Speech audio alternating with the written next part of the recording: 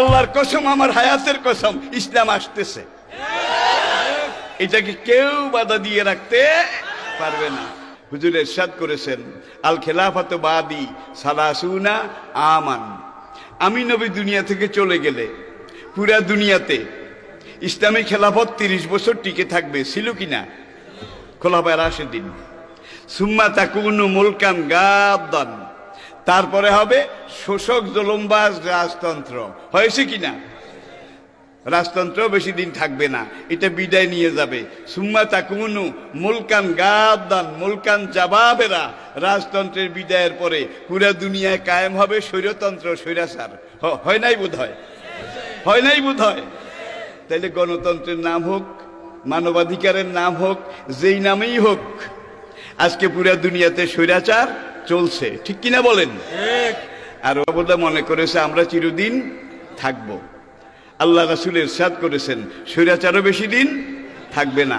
এমন একটা সময় আসবে পুরা দুনিয়া থেকে স্বৈরাচার বিলীন নিশ্চিহ্ন হয়ে যাবে, আর আল্লাহর এই জমিনে পুরা দুনিয়াতে পূর্ণাঙ্গ ইসলামী খেলাফত কায়েম হবে।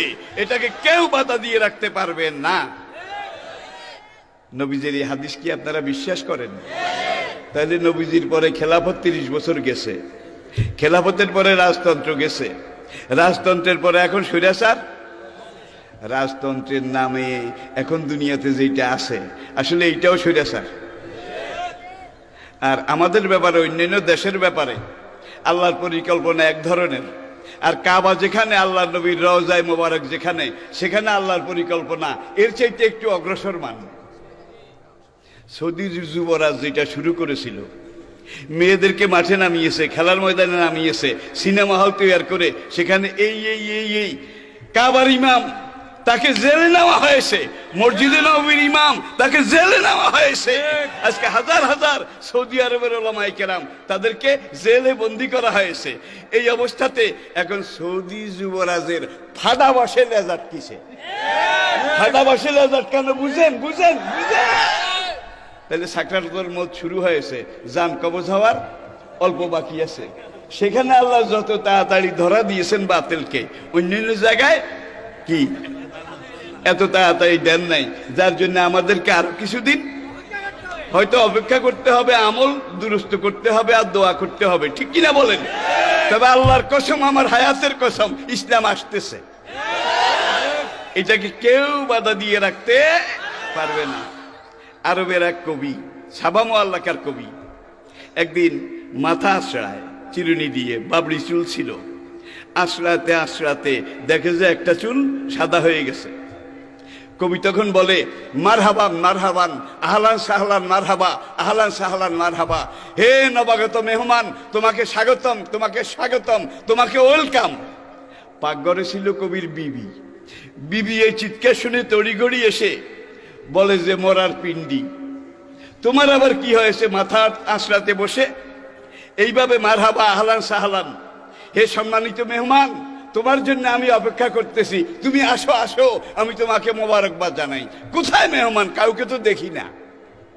কবি বলে, এই বুঝতে পেরেছেন? সাদা চুল ওটা, মরার পিণ্ডি। তুমি তো বুড়িয়ে যাচ্ছ, বুড়ো হয়ে যাচ্ছ, এটা তার ফার্স্ট সিগন্যাল। এটাকে তুমি এইভাবে স্বাগতম স্বাগতম করো, এটাকে তুমি ঝাড়ুমার ঝাড়ুমার, দেড় যা যা চলে যা ফিরে যা, এই কথা বলার দরকার ছিল। এটা না করে তুমি কি করো? দেখা যায় তোমার হেড অফিসের তার, এটা স্টেশন আউট হয়ে গেছে। কবি বলে, না, স্টেশন আউট হয় নাই।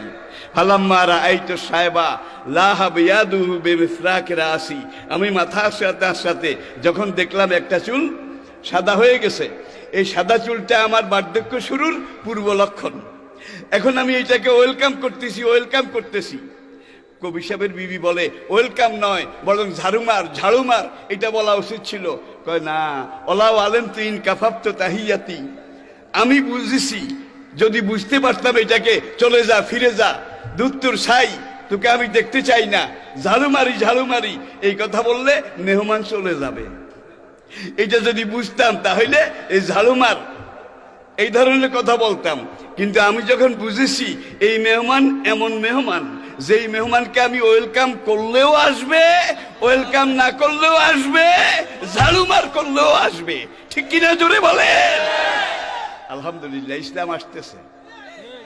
ইসলামকে আপনারা ওয়েলকাম করতে রাজি আছেন? জোরে বলেন, রাজি আছেন? তাহলে এখন থেকে আপনারা ইসলামের পক্ষে কাজ করুন, কোরআনের পক্ষে কাজ করুন।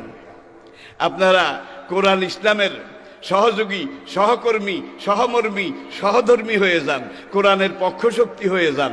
রাজি আছেন? রাজি আছেন? পুরা দুনিয়াতে খেলাফতে ইসলামের শোভে সাদেক দেখা যাচ্ছে। এই কিছুদিন আগে বিলাতে ওয়েস্টমিনিস্টার সিটিতে আমি একটা লাইব্রেরিতে ঢুকলাম। Foils, the biggest book shop of the world, দুনিয়ার সবচেয়ে বড় বইয়ের দোকান। সেখান থেকে আমি কিছু বই টই কিনলাম।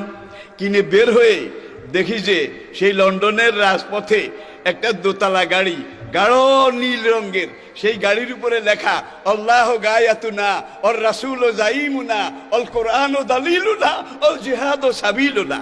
আল্লাহু আকবার, আল্লাহু আকবার। বিলাতের রাস্তায় আল্লাহ গায়াতুনা, আল্লাহ আমাদের লক্ষ্য মোক্ষ, আল্লাহ আমাদের উদ্দেশ্য। ওর রাসূল ও জাইমুনা, রাসূল আমাদের সেনাপতি। অল কোরআন ও দালিলুনা, কোরআন আমাদের সংবিধান। অল জেহাদ ও সাবিলুনা, আর জেহাদ হচ্ছে আমাদের একমাত্র পন্থা। ঠিক কিনা বলে? তাইলে এখানে আমাদের দেশেও যারা ফিরে যায় ঝাড়ুমার বলেন, ওদের ভাগার কোনো রাস্তা ওরা খুঁজে পাবে না। এমন সময় ইনশাআল্লাহ অতি নিকটে, অতি নিকটে ইনশাআল্লাহ যত বাধা দেবে ইসলামের বৈপ্লবিক গতিশক্তি তত বাড়বে। জোরে বলেন ঠিক কিনা? ইন্না নাহানু নাযালনা যিকরা, এই কোরআন আমি আল্লাহ নিজে নাজিল করেছি। ও ইন্না লাহু লাহাফিজুন, আর কিয়ামত পর্যন্ত এই কোরআনকে হেফাজত করার দায়িত্ব আমি আল্লাহ আমার হাতে রেখেছি।